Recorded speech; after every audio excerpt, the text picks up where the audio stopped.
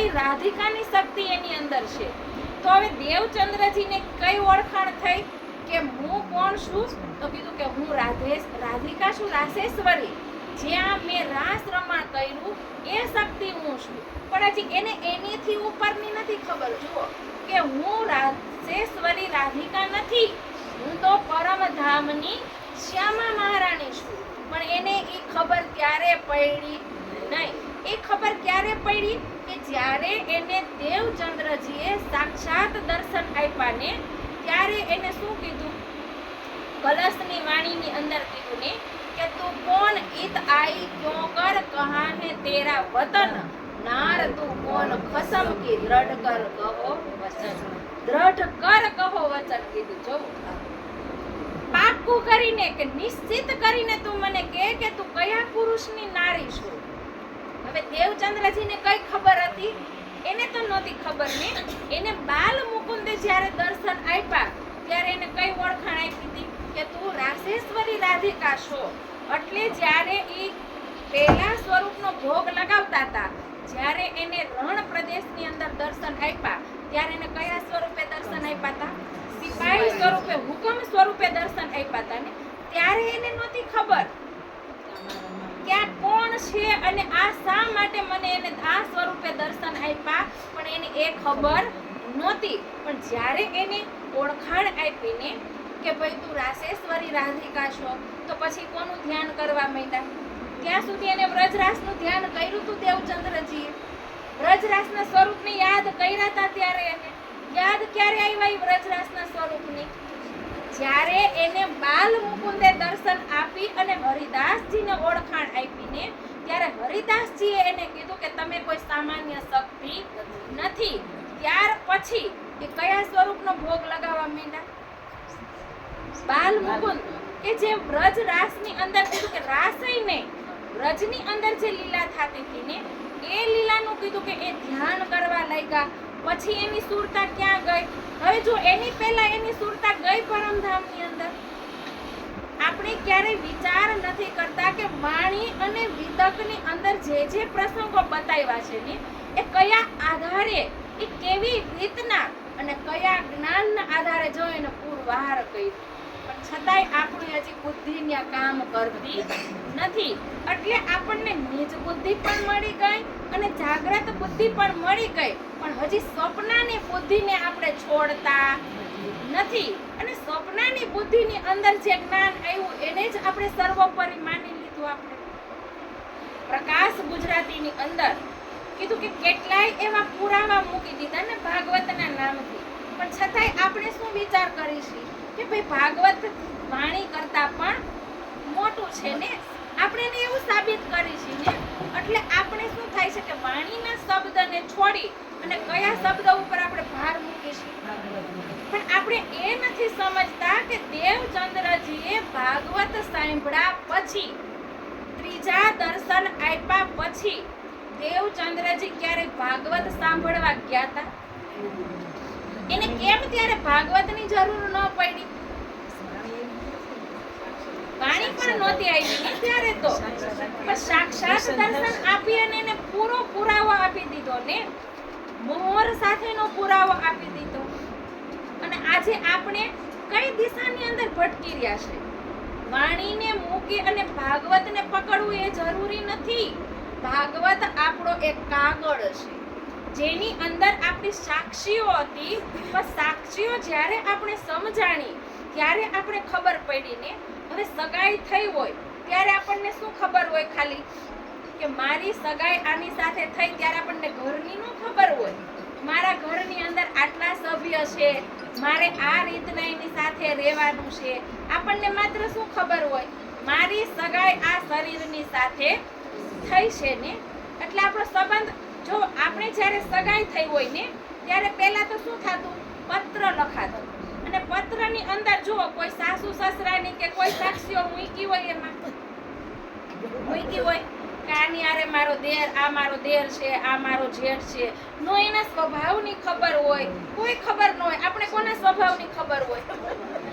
એક ઘરવાળાના સ્વભાવને જ જાણવાનો હોય ને. અને એને જ જાણ્યા હોય.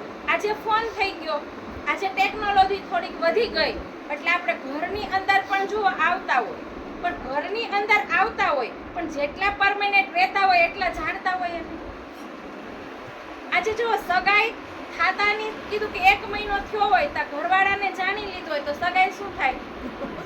તૂટી જાય છે ને. પણ આ સગાઈ તો આપણી કોની સાથે કરી? રાજ્ય મૂળ સંબંધ જો શ્યામાજી સાથે. હવે એ સગાઈ ક્યારે તૂટી શ્યામાજીની? ન તૂટીને પેલા તનની અંદર કીધું કે જ્યારે એ લીલા થાતી હતી ત્યારે જો વાણી અવતરણનો પ્રારંભ તો થઈ ગયો તો, પણ એ વાણીને હજી બીજા તનને શોભા આપવાની હતી જે, એટલે પૂર્ણ વાણીનું જ્ઞાન શ્યામાજી દ્વારા જ કીધું કે જે મિહિરરાજની અંદર ઇન્દ્રાવતીની આતમ હતી ને એમાં જ્યાં સુધી યુગલ સ્વરૂપ બિરાજમાન ન થયું ત્યાં સુધી તારતમ વાણી આવી આ સંસારની અંદર. શ્યામાજીએ કેટલું કીધું ને, આપણે શું કહી દઈ કે શ્યામાજીએ કીધું કે જાગણીની સુધ મને કરાવો પણ એને આપી નહીં. પણ શોભા કોને આપવાની હતી? ઇન્દ્રાવતીને આપવાની હતી. કારણ કે યુગલ સ્વરૂપ જ્યારે કીધું કે જે મારી પત્ની વાણી આવવાની હતી ને, ખિલવત, પરિક્રમા, સાગર અને સિનગાર, ત્યારે જે વાણી આવવાની હતી તો શ્યામાજી થોડીક કે મેં કેવી સાડી પહેરી છે, મારા નખની અંદરથી કેટલું નૂર ઝલકાર કરે, જુઓ મારી બંગડી કેવી છે, એ શ્યામાજી કહી શકત. એને કોઈ ત્રીજો વ્યક્તિ જોવા વાળો હોત ઈ જ કહેત ને. તો ઇન્દ્રાવતીને રાજ્ય શું કીધું કે તારા દ્વારા આ વર્ણન કરવાનું છે. કારણ કે યુગલ સ્વરૂપ જ્યાં સુધી ઇન્દ્રાવતીના ધામદિલની અંદર બિરાજમાન ન થયું ત્યાં સુધી ઇન્દ્રાવતીને ખબર હતી કે સદગુરુના સ્વરૂપમાં કોને લીલા કરી. એ તો ત્યારે એક તનને જ માનતા હતા ને સદગુરુ, કે આ દેવચંદ્રજી છે, પણ એને ક્યારેય ખબર નહોતી પડી કે આટલા ધામના વચનો કેવા વાળા એ મારા પ્રાણનાથ છે. એ નહોતી ખબર. એને એ ખબર ક્યારે પડી? જ્યારે હબસાની અંદર ગયા ને ત્યારે એને ખબર પડી કે દેવચંદ્રજીના તનની અંદર જે શક્તિ લીલા કરતી હતી ને એ શક્તિ રાજ્યનો આવેશ હતો. અને એ જ સદગુરુના તનમાં બેસી જે તારતમના વચનો કીધા ને એ મીઠી મીઠી વાણી જ્યારે મને સંભળાવતા હતા ને ત્યારે મેં માત્ર શું જોયું? તન જોયું. મેં એની શક્તિને જોઈ નહીં. તો આજ આપણી સ્થિતિ શું છે? આજ આપણી એ જ સ્થિતિ છે ને. આપણે એક લૌકિક તનને જોઈશી પણ અંદરથી જે શક્તિ વચન કહી રહી છે ને એની હજી આજે પણ આપણે ઓળખાણ નથી થઈ ને. કારણ કે જો વચનોની ઓળખાણ થઈ જાય તો તારતમ વાણીના વચનો ક્યારેય આપણે વિચલિત કરી શકે નહીં. આજ તારતમ વાણી રાજ્યે સ્વયં કીધું ને. લક્ષ્મીદાસનો પ્રસંગ વિતકની અંદર શા માટે મૂક્યો એને? શા માટે એની હાંસી કરી દીધી લક્ષ્મીદાસ? આજ લક્ષ્મીદાસની હાંસી નથી, આજ આપણી બધાની હાંસી થાય છે અહીંયા બેઠા બેઠા. કારણ કે રાજી સ્વયં ત્યારે કીધું તું ને, શ્રીજી બાજુમાં બેઠા હતા અને સાક્ષાત શ્રીજી ન્યા હતા. તો એ જ શક્તિએ કીધું કે લક્ષ્મીદાસને કીધું કે આજથી 8 દિવસ પછી સા કુમારની જાગણી તમારા દ્વારા થવાની છે. તો શું શ્રીજીની અંદર બેઠા એને નહોતી ખબર? કેવા વાળું કોણ હતું? આજ એ જ હતા ને. આજ એ જ લીલા થઈ રહી છે. આજ તરહટીમાં બેઠા બેઠા આવેશ સ્વરૂપ આ વાણી દ્વારા કીધું કે આપણી હાંસી કરી રહ્યા છે કે મારા સુંદર સાથ આ પ્રેમ પત્ર આપ્યો છે એને માને છે કે પછી કીધેલા વચનોને માને છે? આજ કોણ આપણે સાક્ષાત કરવા વાળું છે? વચનો કેવા વાળું કોણ હતું? ઇન્દ્રાવતીના ધામદિલની અંદર બેસી સ્વયં રાજ્યે તો આપણને વચન કીધા. ઇન્દ્રાવતીએ તો પ્રત્યક્ષ કરી લીધા ને, શ્યામાજીએ તો પ્રત્યક્ષ કરી લીધા હતા ને. તો આ તારતમ વાણીની જરૂર શા માટે પડી? તો શાસ્ત્ર હતા તો ન ચાલી જાત, ભાગવત હતું તો ન ચાલી જાત. કેમ આ વાણીને વાંગમય સ્વરૂપથી શ્રીજી સાક્ષાત હતા? એ એક યોગીનો જીવ હતો ને, 400 વર્ષ ઈ એ તનને ટકાવી શકત. તો આ તરહટીમાં બેઠા ને ઉપર વાણીને કેમ પધરાવી?